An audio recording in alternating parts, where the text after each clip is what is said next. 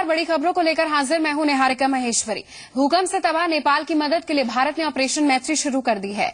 उत्तर प्रदेश के हिंडन एयरबेस से राहत सामग्री नेपाल भेजी जा रही है। हिंडन एयरबेस पर विमान, जवान और रिलीफ मटेरियल रखा जा रहा है। यहीं से नेपाल सप्लाई की जा रही है। नेपाल में रिलीफ के काम के लिए भारी मशीनें, क्रेन, मलबा हटाने वाली खास मशीनें हैं। ग्लो मास्टर विमान के जरिए रिलीफ मटेरियल, मशीनें और जवान भेजे जा रहे हैं।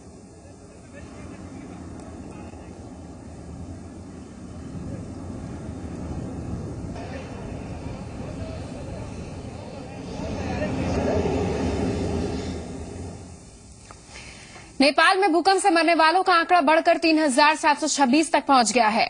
इस हादसे में 6,000 से ज्यादा लोग जख्मी हुए हैं, जिनका अलग अलग अस्पतालों में इलाज चल रहा है। हजारों लोग अभी भी मलबे में दबे हैं। इसके अलावा भूकंप से ऐतिहासिक इमारतें बर्बाद हो गई हैं। अस्पतालों में खून की भारी कमी को देखते हुए नेपाल के प्रधानमंत्री सुशील कोइराला ने लोगों से ब्लड डोनेट करने की अपील की है। नेपाल की सरकार ने आशंका जताई है कि इस भूकंप में 10,000 लोगों की मौत हो सकती है।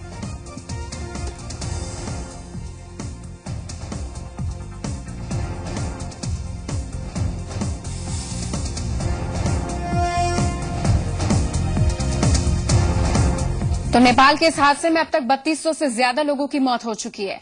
वहीं 72 भारतीय भी इस हादसे में अपनी जान गंवा चुके हैं। गृह मंत्री राजनाथ सिंह ने इस पर जानकारी देते हुए लोकसभा में कहा कि भारत में अब तक 72 लोगों की मौत हो चुकी है, जबकि उत्तर प्रदेश के 12 लोगों की मौत हुई है। राजनाथ ने कहा कि नेपाल की हम हर संभव मदद करेंगे और उन्होंने कहा कि अब तक नेपाल से करीब 2,500 भारतीयों को निकाला जा चुका है। सदन में आज मारे गए लोगों को भी श्रद्धांजलि दी गई।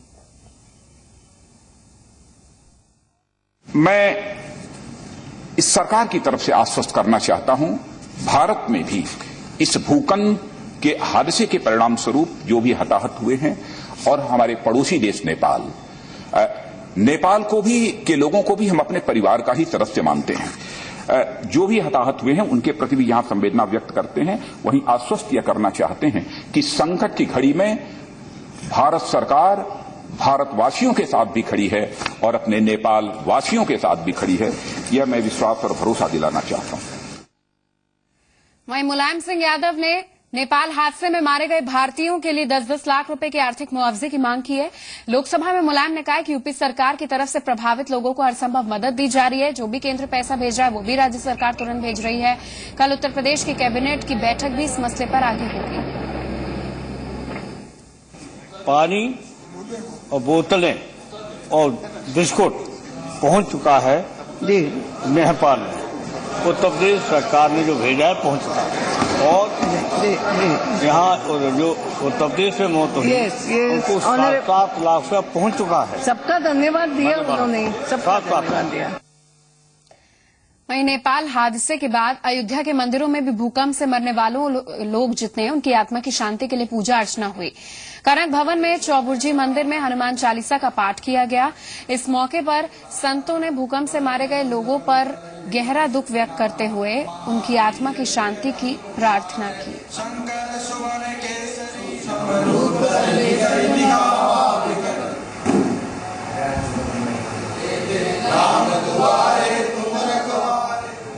नेपाल में ये भूकंप के झटके आए हैं, जिस तरह वहाँ बिल्डिंगें गिरी हैं, हजारों लोग जो मर गए हैं, उनकी आत्मा के शांति के लिए हम संत महंतों ने यहाँ हनुमान चालीसा का पाठ किया, भगवान राम की स्तुति करके, और यह प्रार्थना की गई प्रभु उनकी आत्मा को शांति मिले। और यहाँ उत्तर प्रदेश, बिहार में भी तमाम घटनाएं हुई है।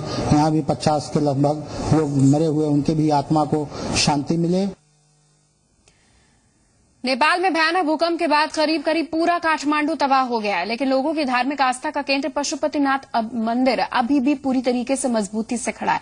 भयानक भूकंप के बाद भी मंदिर की मुख्य इमारत को कोई नुकसान नहीं पहुंचा। हालांकि आसपास की इमारत को नुकसान जरूर हुआ। कुदरत का चमत्कार बिल्कुल उसी तरह जैसे केदारनाथ में आई तबाही के दौरान मुख्य मंदिर परिसर में कोई आंच नहीं आई थी। मंदिर के ठीक पहले अपने दर्शकों को बता दें कि एक पीछे एक बड़ा बोल्डर है, कुछ इस तरह से अड़ गया था कि जिससे पहाड़ से आने वाली पानी की धारा उस बोल्डर से टकराकर मुख्य मंदिर के दोनों तरफ तबाही मचाता हुआ आगे बढ़ गया था।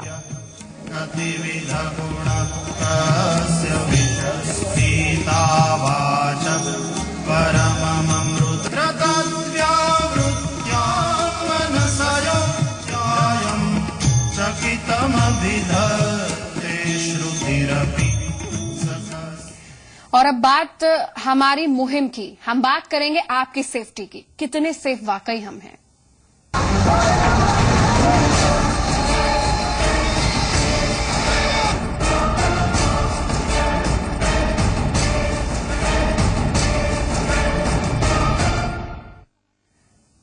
भूकंप की वजह से नेपाल में मातम का माहौल है, तो वहीं बिहार और पूर्वी उत्तर प्रदेश में मौतों का आंकड़ा बढ़ता जा रहा है। ज्यादातर लोगों की मौत कमजोर इमारत के ढहने और मलबे में दबने के चलते हुई। ऐसे में सवाल ये खड़ा हो गया कि आखिर ऐसी स्थिति से निपटने के लिए हम तैयार कितने हैं? लगातार इमारतें शहरी क्षेत्रों में दावा करती हैं कि हम अर्थक्वेक रेजिस्टेंट हैं, लेकिन क्या वो वाकई होता है? क्या हम अपनी सुरक्षा के लिए कितने इंतजाम कर रहे हैं या उसके इंतजाम किए गए हैं? जी संगम लगातार अपनी मुहिम के जरिए आवाम को आगाह करने की कोशिश कर रहा है। इस आपदा के बहाने ही सही, एक बार तो सोचिए कि आखिर कितने सेफ हैं हम। कांग्रेस नेता इसी तमाम चीजों के मद्देनजर कांग्रेस नेता पीएल पूनिया ने कहा है कि उत्तर प्रदेश और एनसीआर में बिल्डर और अफसर्स का गठजोड़ है। यहां बिना सर्टिफिकेट इमारतें बन रही हैं। उन्होंने कहा तेज झटके से लाखों जिंदगियां छिन सकती हैं।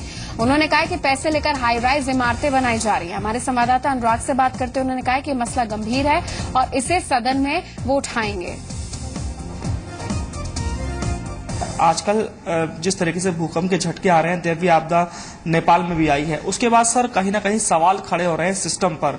जो बिल्डर्स हैं उनको हाई राइज बिल्डिंग खड़ी करने का परमिशन दिया जा रहा है, कहीं ना कहीं अफसरों का और बिल्डरों का गठजोड़ है, लेकिन ये ख्याल नहीं रखा जा रहा है कि आखिर वो बिल्डिंग सेफ है या नहीं। आप तो सर ब्यूरोक्रेट रह चुके हैं, क्या कहेंगे इस गठजोड़ के बारे में, खासकर एनसीआर में जिस तरह से खेल चल रहा है बिल्डरों का, उस पर कमेंट हो जाए आपका। ये बहुत महत्वपूर्ण मुद्दा है। जिस तरह से हर कोने कोने पर हाई राइज बिल्डिंग्स बन रही हैं, आदेश है कि वो अर्थक्वेक प्रूफ बिल्डिंग्स बने, वही नक्शे पास हो, और नक्शे पास हो रहे हैं। लेकिन हकीकत मौके पे क्या है, इसको कोई देखने वाला नहीं है। वो सिर्फ मुंह दिखाई, पैसे उनके पास, अधिकारियों के पास पहुंच जाते हैं, इंजीनियर्स के पास पहुंच जाते हैं, और मौके पर क्या बना रहे हैं, क्या वो अपनी बचत करके डिजाइन में परिवर्तन करते हैं, तो ये तो बहुत ही खतरनाक है। और अभी जो नेपाल में इसका एपी सेंटर था इस अर्थक्वेक का, अगर कहीं दिल्ली के आसपास होता तो पता लग जाता कि ये पूरा दिल्ली ढेर हो जाता। तो इसके ऊपर बहुत सख्ती होनी चाहिए और कोई अलग से अथॉरिटी बने जो इसकी जांच करने के लिए बने, जो सिविल सोसाइटी उसकी निगरानी करें, क्योंकि ये आदमी निश्चिंत होके और फ्लैट खरीदता है कि ये सुरक्षित है, और पता लगा कि जरा सा झटका आया और वो गिर जाएगा, तो ये तो बहुत ही खतरनाक है। और इस अधिकारी और बिल्डर्स, इंजीनियर्स और बिल्डर्स का जो नेक्सस है, जो उनका गठजोड़ है, उसको तोड़ने के लिए बहुत प्रयास करने की आवश्यकता है, और वो बहुत आवश्यक है। वहीं नोएडा अथॉरिटी के पूर्व सीईओ सुशील त्रिपाठी के मुताबिक नोएडा में जहां भी अथॉरिटी को स्पेस मिलता है वहां बड़ी बिल्डिंग बना दी जाती है, जबकि एनवायरमेंट प्रोटेक्शन एक्ट के मुताबिक 20,000 स्क्वायर मीटर से अधिक के निर्माण पर एनवायरमेंट रिव्यू जरूरी है, लेकिन अथॉरिटी शायद ही इसका पालन करती है। सुशील त्रिपाठी का सुझाव है कि नोएडा में कम से कम 2 साल के लिए निर्माण कार्य रोक दें। वहीं पर्यावरणविद विक्रांत तोगड़ मान रहे हैं कि अगर नेपाल जैसा भूकंप नोएडा में आ गया तो बड़े स्तर पर, बड़े पैमाने पर नुकसान होगा, क्योंकि शहर के काफी ज्यादा प्रोजेक्ट रिवर बेड पर हैं, जो भूकंप के लिहाज से बेहद खतरनाक हैं। जो भी सरकार आती है वो नोएडा को अपना एक मिल छिकाव की तरह यूज करती है, और यहाँ ये सब बड़े होड़ चला जा रहा है कि जो भी नया एडमिनिस्ट्रेशन आ रहा है वो और ज्यादा उसको करते जा रहा है।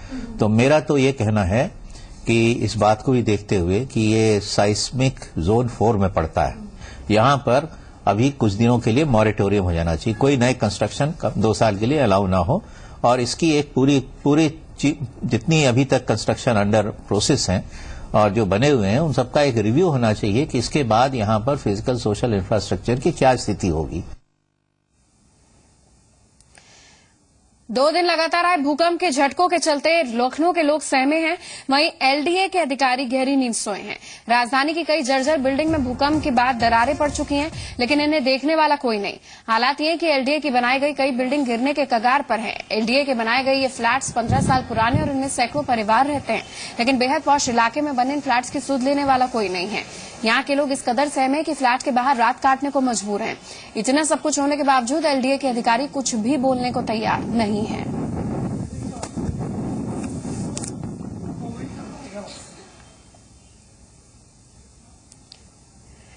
वहीं जी संगम लगातार आपको आगाह कर रहा है, आप कितने सेफ हैं सवाल उठा रहा है। ऐसे में हमारी मुहिम का एक बड़ा असर कानपुर में देखने को मिला है, जहां प्रशासनिक अमला सतर्क हो गया है।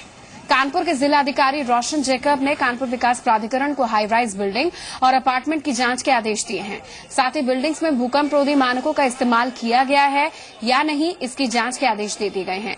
डीएम ने निर्माणाधीन इमारत की जांच के आदेश दिए। जिला प्रशासन ने केडीए से 2 हफ्ते के भीतर रिपोर्ट भी तलब कर ली है। पिछले 2 दिनों में जो कानपुर नगर में भूकंप के झटके महसूस किए गए हैं, उसको ध्यान में रखते हुए जिलाधिकारी महोदय ने कानपुर विकास प्राधिकरण को दिशा निर्देश दिए हैं कि वो आईआईटी कानपुर नगर की टीम के साथ समन्वय स्थापित करते हुए पूरे नगरीय क्षेत्र का एक सर्वे करा ले और जहां जहां पर भी हाई राइज बिल्डिंगें बनी हुई हैं, मल्टी स्टोरी बिल्डिंग बनी हुई है, उसको ये दिखवा लिया जाए कि उसमें सुरक्षा के समस्त मानक को पूरा किया गया कि नहीं किया गया है। जैसे कि उसमें भूकंप जो रोधी तकनीक होती है उसका इस्तेमाल किया गया है कि नहीं, साथ ही साथ अग्नि के सुरक्षा के उपाय है कि नहीं, और जो भी हमारी नई बिल्डिंगें बन रही हैं उनमें खास तौर से इस बात को ध्यान में रखा जाए कि वो सुरक्षा के समस्त मानक को पूरा करें और जो भी इस प्रकार के सुरक्षा के मानक पूरे नहीं कर रहे हैं तत्काल ही उनके खिलाफ जो है कड़ी कार्रवाई अमल में लाई जाए। वहीं कानपुर आईआईटी में कुछ समय पहले खास मशीन तैयार की गई है, जो कि भूकंप से होने वाली जनधन की हानि को रोकने में कारगर साबित होगी। इस मशीन का नाम एक्सेंट्रिक मैच शेकर है और आईआईटी में इसका सफल परीक्षण हो चुका है। इस मशीन का आविष्कार करने वाले वरिष्ठ सिस्मोलॉजिस्ट सुधीर जैन के मुताबिक इस मशीन को किसी भी इमारत, बांध, पुल पर लगाया जा सकता है और एक बनावटी भूकंप पैदा किया जा सकता है। इसे पता लगाया जा सकता है कि इमारत भूकंप रोधी है या नहीं और उसे किस तरह सुधारा जा सकता है।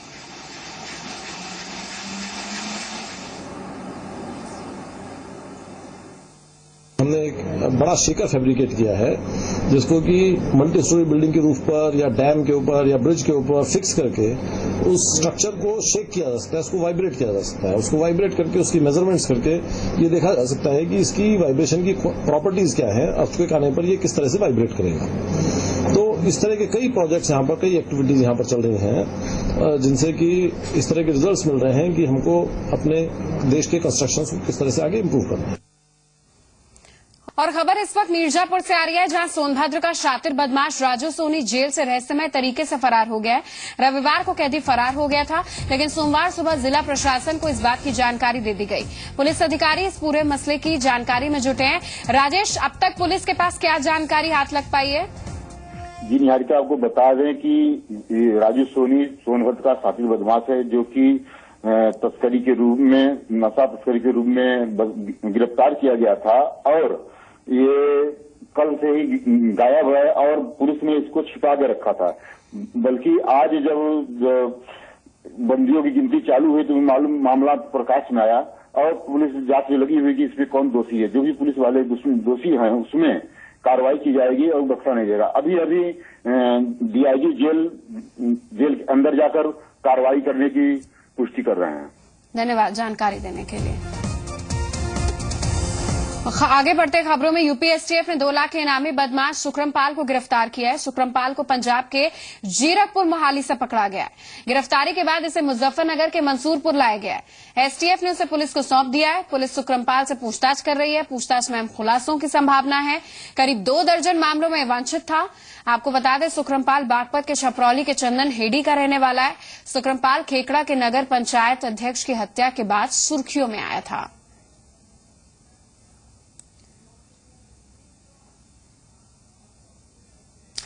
बरेली के एसटीएफ ने बैंक में डकैती करने वाले गिरोह का पर्दाफाश किया। ये गिरोह मध्य प्रदेश के बैंक में डकैती की वारदातों को अंजाम देता था। पुलिस एसटीएफ को इस गिरोह के सरगना के चौपुला के हनुमान मंदिर के पास छिपे होने की सूचना मिली थी। इसी के तहत संयुक्त टीम बनाकर उन्होंने मुठभेड़ के दौरान इनामी बदमाश असरार उर्फ टिन्ना को पकड़ लिया। ये उत्तराखंड भागने की फिराक में थे। ये गिरोह मध्य प्रदेश में गैस कटर से बैंक के लॉकर काटकर डकैती की वारदातों को अंजाम देता था। पुलिस ने 8 बैंक में डकैती, हत्या जैसे मामले सुलझाने का दावा किया है और इसके कब्जे से एक तमंचा, कारतूस समेत 2700 रुपए मिले। आरोपी ने अपना गुनाह कबूल लिया है। आरोपी को मध्य प्रदेश पुलिस के हवाले कर दिया गया है।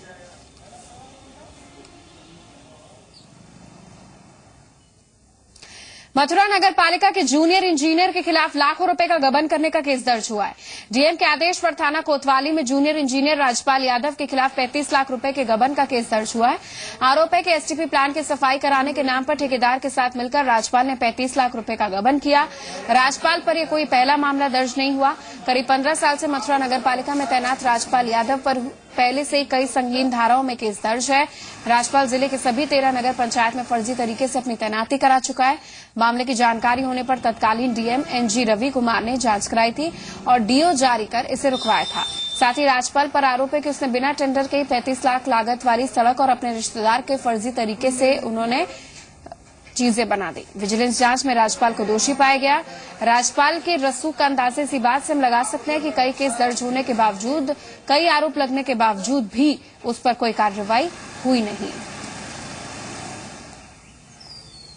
जिलाधिकारी महोदय द्वारा उनके खिलाफ एफआईआर के आदेश किए गए थे करीब 1 महीने पहले अधिशासी अधिकारी को। तो उसी पर जो है अधिशासी अधिकारी ने सहायक अभियंता को आदेश दिया इनकी एफआईआर करने के लिए और सहायक अभियंता श्री उदयराज जी ने मेरे द्वारा मैं अवर अभियंता हूं, तो मेरे द्वारा उनकी एक तहरीर कोतवाली थाने में दिलवाई गई है। और आगे बढ़ते हैं अब खबर मुरादाबाद से, जहां हर्ष फायरिंग के दौरान गोली लगने से एक बच्चे की मौत हो गई है और एक बच्चा गंभीर रूप से घायल हो गया। फायरिंग अवैध तमंचे से की गई थी। घटना मेनाठेड़ थाना क्षेत्र के असदपुर गांव की है। यहां प्रधान के भतीजे की शादी के दौरान हर्ष फायरिंग हुई। इस दौरान पास खड़े 10 साल के कासिम की गोली लग गई और नशे में धुत लोगों ने इसके बावजूद फायरिंग रोकी नहीं। इसके बाद यजदानी नाम के बच्चे को गोली लग गई। गोली लगने से कासिम की मौत हो गई, जबकि यजदानी को गंभीर हालत में अस्पताल में भर्ती कराया गया है। केस दर्ज कर लिया गया है। जो मुख्य आरोपी अभी भी फरार बताया जा रहा है। वहाँ पे शादी का प्रोग्राम था। जब वहाँ पे डांस पार्टी चल रहा था, जब वहाँ पे थोड़ा बहुत पब्लिक था, उसमें पता नहीं क्या हुआ, थोड़ा शोर मचा। जब यहाँ पे हमें खबर मिला तो हम यहाँ से पहुंचे तो हमारा भतीजा गोली लगा पड़ा था। रूबी चौधरी के मामले में कांग्रेस नेता पीएल पूनिया ने कहा कि गार्ड और महिला इतनी बड़ी साजिश कैसे रच सकते थे। उन्होंने भी कहा कि बड़े आईएएस अधिकारियों की भूमिका के मामले में जांच होनी चाहिए। जो रूबी चौधरी का संदर्भ आप ले रहे हैं, वो एकेडमी में रहती हैं, एकेडमी के प्रोग्राम में हिस्सा लेती हैं, एकेडमी के जो जितने कार्यक्रम हैं उनमें भाग लेती हैं और एक अधिकारी की तरह से वहां रह रही हैं। एक गार्ड की हैसियत नहीं है कि वो उसको इतना अधिकार हो कि वो किसी को भी कहें कि आप यहां रहने लग जाइए और आप कार्यक्रमों में हिस्सा लेने लग जाइए। और वास्तव में जो वरिष्ठ अधिकारी हैं उनकी भूमिका संदिग्ध है और उसको गहराई से छानबीन किया जाना चाहिए। फर्जी आईएएस मामले में रूबी चौधरी के वकील राजीव रतूड़ी ने एक पत्र भेजा है। वकील के मुताबिक रूबी ने जेल में मुलाकात के दौरान उन्होंने ये पत्र उन्हें दिया।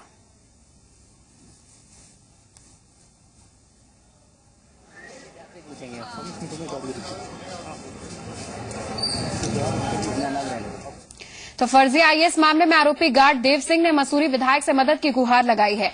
देव सिंह का आरोप है कि उससे बार बार पूछताछ कर परेशान किया जा रहा था, जिससे वो काफी तनाव में रहा। साथ ही उसने पूरे मामले की सीबीआई से जांच कराने की मांग की है। स्थानीय विधायक गणेश जोशी ने कहा है कि वो इस बारे में गृह मंत्री और मुख्यमंत्री हरीश रावत से भी बात करेंगे। सीबीआई जांच की मांग कर रहे हैं, बाकी क्या कर सकते। तो आप लोगों को क्या परेशान किया जा रहा है अंदर? हाँ, बार बार ये ये पुलिस वाले बार बार मेरे से इंक्वायरी कर रहे हैं, कभी ऑफिस में बुला दे रहे हैं, कभी थाने में ले जा रहे हैं, कभी घर में आ जा रहे हैं। थाने भी ले गए? हाँ थाने भी ले गए थे, मैं वहाँ परसों ले गए थे।